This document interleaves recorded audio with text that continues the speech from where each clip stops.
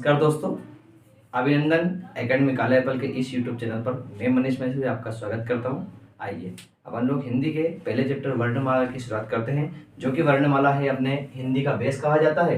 अगर आपको हिंदी पढ़ना है, लिखना है, तो आपको वर्णमाला का भली भांति ज्ञान होना आवश्यक है।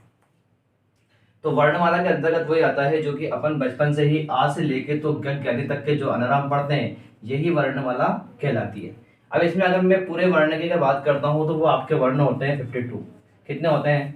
52। अब इन वर्णों को भी दो भागों में विभाजित किया गया है। किस प्रकार से? एक आपके होते हैं स्वर और दूसरा होता है आपका व्यंजन। अब स्वर और व्यंजन की अगर बात करूं मैं, तो स्वर के पहले अपन स्वर पढ़ते हैं कि स्वर क्या होते हैं। स्वर का मतलब होता है ऐसे वर्ण जिनके उच्चारण में मुख से हवा जो है नॉर्मल तरीके से निकल जाती है, बिना किसी प्रेशर से आसानी से उनका उच्चारण किया जा सकता है, उन्हें स्वर कहते हैं। अब स्वरों की संख्या अगर बात करूं तो स्वर की संख्या कितनी होती है आपके इसमें? 11। अब जब इनकी स्वर की संख्या 11 हो चुकी है तो आपके व्यंजन की संख्या कितनी बची? आपकी बची है 41। दोनों का अगर योग करते हैं तो कितने होते हैं अपने? 52। वर्णमाला में पूरे वर्ण होते हैं कितने? 52, जिसमें से स्वर की संख्या कितनी है? 11 और व्यंजन की संख्या कितनी है? 41। अब इन स्वरों को भी तीन भागों में बांटा गया है। स्वरों को भी तीन भागों में बांटा गया है। पहला है आपका हास्य स्वर, दूसरा है आपका दीर्घ स्वर और एक होता है आपका प्लुट स्वर। अब इसमें भी स्वरों को भी तीन भागों में बांट दिया है, हास्य स्वर, दीर्घ स्वर और प्लुट स्वर। अब हास्य स्वर का मतलब क्या होता है? जिनमें बहुत ही अधिक कम वायु की उपस्थिति में वो वर्ण मुख से बाहर निकल जाते हैं, बिना रगड़ खाए आसानी से उनका उच्चारण हो जाते हैं, उन्हें हास्य स्वर कहते हैं। अब हास्य स्वर के अंतर्गत कौन कौन से आते हैं? तो ये होते हैं 4। कितने? 4। अब इसमें 4 में कौन कौन से? छोटा आ, छोटी ई, छोटा ऊ और ऋषि। ये जो होते हैं अपने, ये हास्य स्वर के अंतर्गत आते हैं। अब आते हैं दीर्घ स्वर। तो 7 अपने ये हो गए ये। अब लिखते हैं दीर्घ स्वर को। तो दीर्घ स्वर का मतलब होता है कि जिनका उच्चारण करने में अपने को अधिक वायु की उपस्थिति होना आवश्यक है, या उच्चारण में अधिक मुख से हवा के द्वारा वो बाहर निकलेंगे। तो इसमें आएगा आपका बड़ा आ, बड़ी ई, बड़ा ऊ, ए, आई, ओ और औ। इस तरह से आप कितने हो गए? 4 और 3 7। इनकी संख्या कितनी हो गई आपकी? 7। इन दोनों को मिलाकर आपके स्वर बनते हैं हास्य स्वर और दीर्घ स्वर। जो ये है प्लुट स्वर, ये इन दोनों के योग से बना हुआ है। जो प्लुट स्वर है, इसका जो उच्चारण करते हैं तो इसमें उच्चारण के साथ में इन दोनों से अधिक आपको उसमें की आवश्यकता होती है। तो ये एक वर्ण होता है ओम, जिसे अपन इस तरह से भी लिख सकते हैं। तो मैंने आपको स्वरों को तीन भागों में बांट के बताया, हास्य स्वर, दीर्घ स्वर, प्लुट स्वर। तो हास्य स्वर में क्या क्या आता है अपने? आ, ई, उ, ऋषि। इनका आसानी से उच्चारण हो जाता है। आगे देखते हैं दीर्घ स्वर के अंदर बड़ा आ, बड़ी ई, बड़ा उ, ए, आई, ओ, औ। इस तरह से आपको याद करना है। वो अपनी देसी जो लैंग्वेज चलती थी गाँव के में, और बचपन में पढ़ा था अनार का आम का, ऐसे काम नहीं चलेगा। ठीक, आगे आते हैं। अपन ने स्वर को समझ लिया, अब इधर देखते हैं व्यंजन।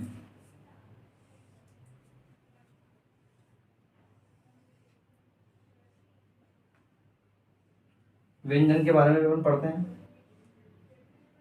तो और नीचे आना पड़ेगा अपने को, 4 भागों में तोड़ना है। तो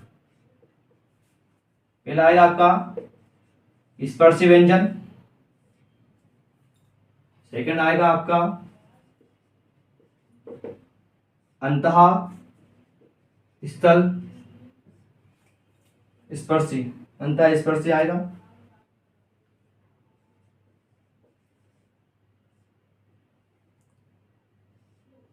अगला आएगा आपका उष्मा, उष्मा व्यंजन। मेनली तो अपन ये तीन ही पढ़ते हैं। इसके आगे जो आएगा वो आएगा आपका आघात, आघात व्यंजन, और आखिरी वाला आता है अपना संयुक्त व्यंजन।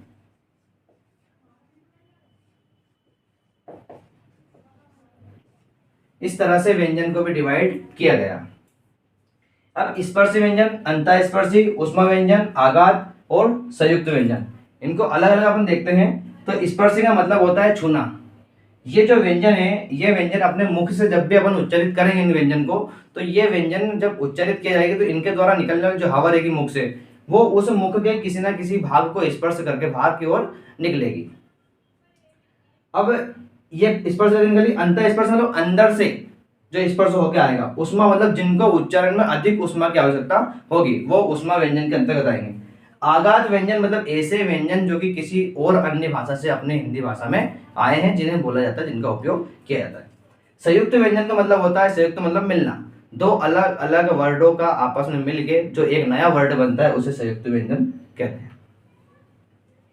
अब इनको अपन लोग एक एक करके पढ़ेंगे। पहले स्पर्शी व्यंजन पढ़ेंगे, फिर अंतःस्पर्शी, ऊष्मा, आघात और संयुक्त। ये मैं आपको एक एक करके समझाऊंगा।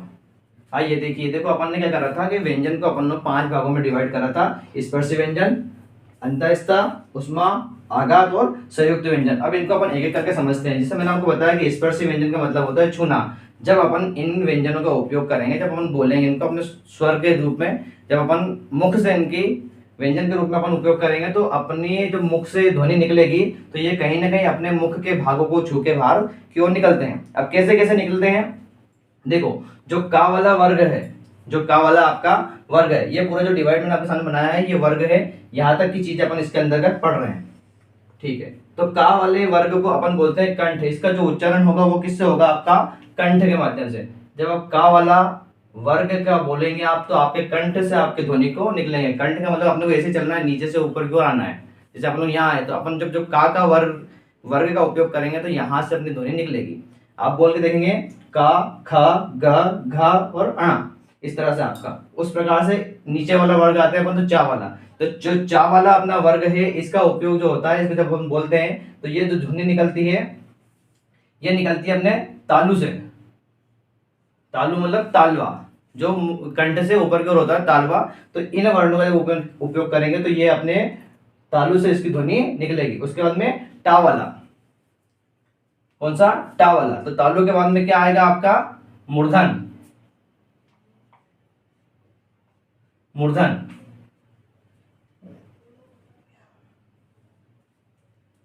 अब मूर्धन से अपन इसका उपयोग करेंगे, तो मूर्धन का मतलब होता है तालु से आगे वाला भाग, जो अपनी जीभ के ऊपर रहता है, ये यहाँ पे। उससे ये ध्वनि जब अपन इनका उपयोग करेंगे, इन व्यंजन का उपयोग करेंगे, तो अपनी जीभ जो है इस मूर्धन वाले भाग से जाके टच होती है। करके देखिए, टा, ठा, डा, ढा और अणा। इस तरह से अपनी जीभ जो है उस मूर्धन वाले भाग को स्पर्श करती है। अगला है अपना ता, तराजू वाला वर्ग। जब अपन इसका उपयोग करते हैं, इन व्यंजन को अपन बोलते हैं, तो इन व्यंजन का जब हम उपयोग करते हैं, तो अपने दंत मतलब और जो दंत है वो आपस में मिलते हैं, उनके ऊपर जाके अपनी जीभ टच होती है। देखो, तो यहाँ पे क्या आएगा, दंत। अगला है लास्ट पा वाला जो वर्ग है, जब इनका अपन उपयोग करते हैं, तो अपने ओष्ठ से इनकी आकृति बनती है। ये हो गया आपका पा वाला, ये हो जाएगा आपका ओष्ठ। ये उपयोग के आधार पर अपन इनको बांटा है कि अपन जब इनका प्रयोग करते हैं, तो इनका प्रयोग जब करते हैं, तो कैसे क्या इनकी आकृति बनती है और कहां कहां से इन व्यंजनों का उच्चारण होता है। अब बोल के देख लेते एक बार, का, खा, ग, घ और अणा। यहाँ इस ध्वनि निकलेगी आपके कंठ से, च, छ, ज, झ और इया। तो इसकी कहां से निकल रही है, अपने तालवे से। उसके बाद में ट, ठ, ड, ढ और अणा, तो मूर्धन से। अब इसका जब उपयोग करेंगे अपन, इसको बोलेंगे दंत, अपने दांत किस पे स्पर्श होगा, ता, था, द, ध, ना। मतलब अपनी जीभ जो है वो दांत को जाके स्पर्श करेगी।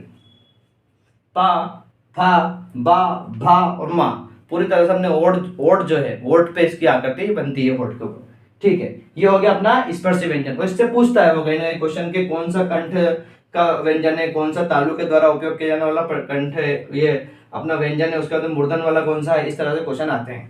चलो उसके बाद अंतःस्तर। अंतःस्तर मतलब जो अंदर से आपकी वायु निकलेगी इसके उच्चारण में, और किसी भी मुंह के भाग को स्पर्श किए बिना बाहर निकल जाएंगे।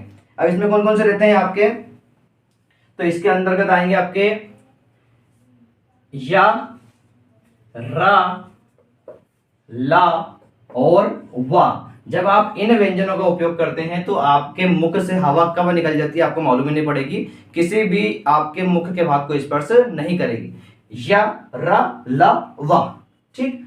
उसके बाद आता है ऊष्मा व्यंजन। ऊष्मा व्यंजन का मतलब है कि जिन इन व्यंजन का जब हम उपयोग करेंगे या जब हम इनको बोलेंगे तो इनको बोलने में अधिक ऊष्मा की आवश्यकता लगेगी। ऊष्मा मतलब एनर्जी, ऊर्जा। जैसे कि ये भी 4 होते हैं, ये मैंने आपको 4 बताया, ये भी आपके 4 होते हैं। तो कौन कौन से होंगे, सा, शा, शा और हा। ये तीनों में अंतर है, ये सा सा सा सा सा नहीं रहता है, ये सा है, ये शा है और शा है और ये हा है, ठीक। इनका जब हम उच्चारण करते हैं तो इनके उच्चारण में अपने को अधिक ऊष्मा की आवश्यकता होती है।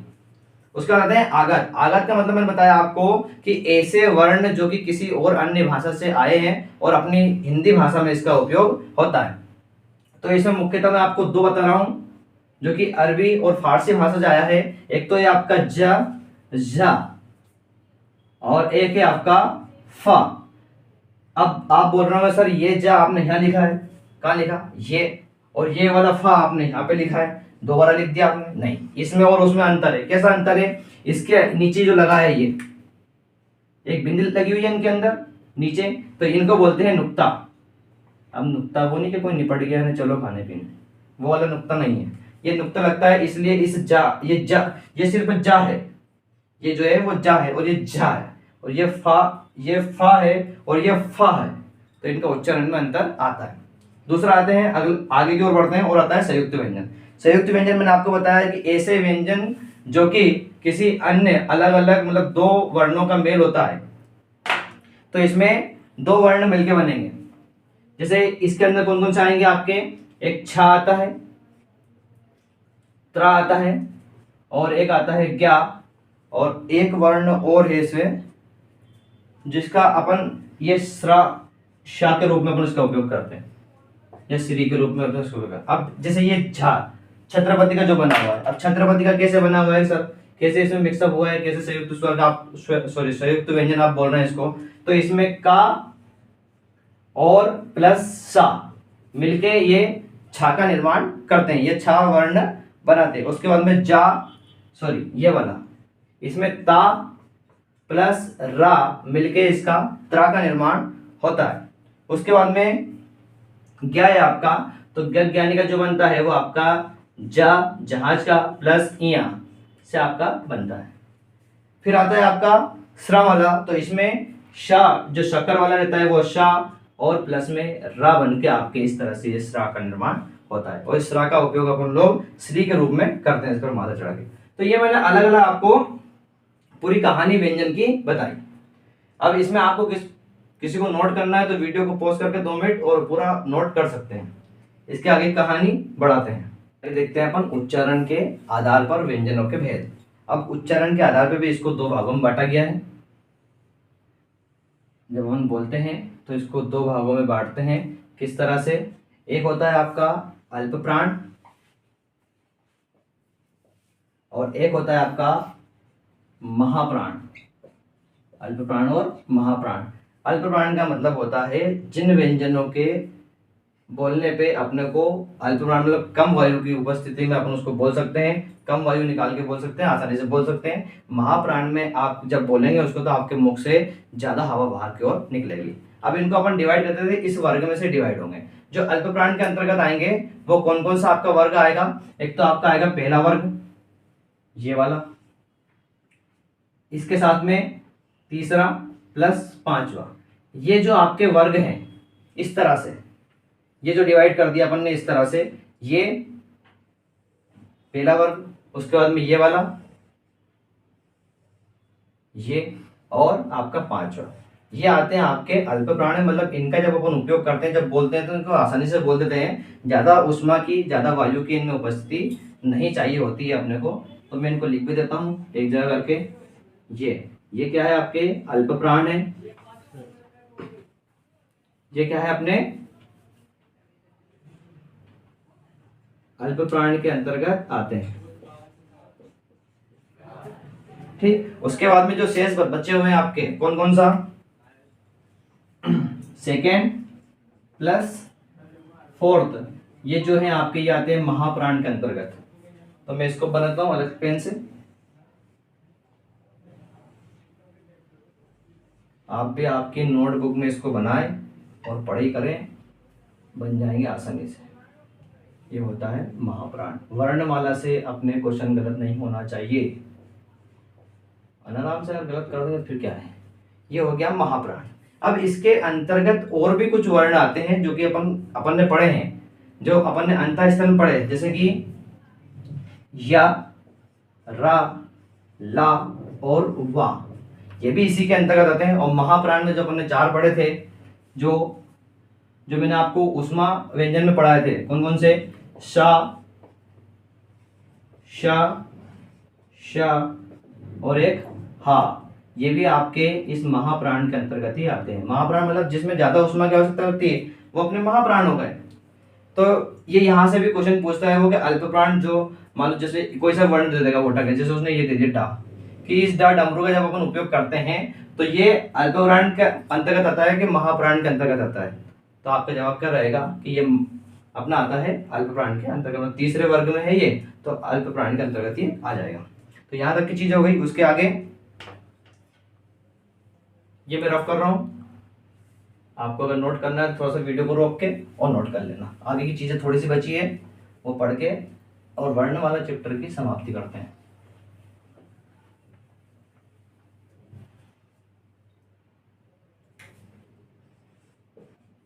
बोले सर आपने पढ़ा दिया आ से लेके ओ औरत तक के, तो आपने स्वर बता दिए, लेकिन उसके आगे के 2 छोड़ दिए, जो क्योंकि वो तो सरल रहते हैं, अम और आहा, तो उसको भी अपन क्लियर कर देते हैं। तो वो आते हैं आयोग वाहा के अंतर्गत।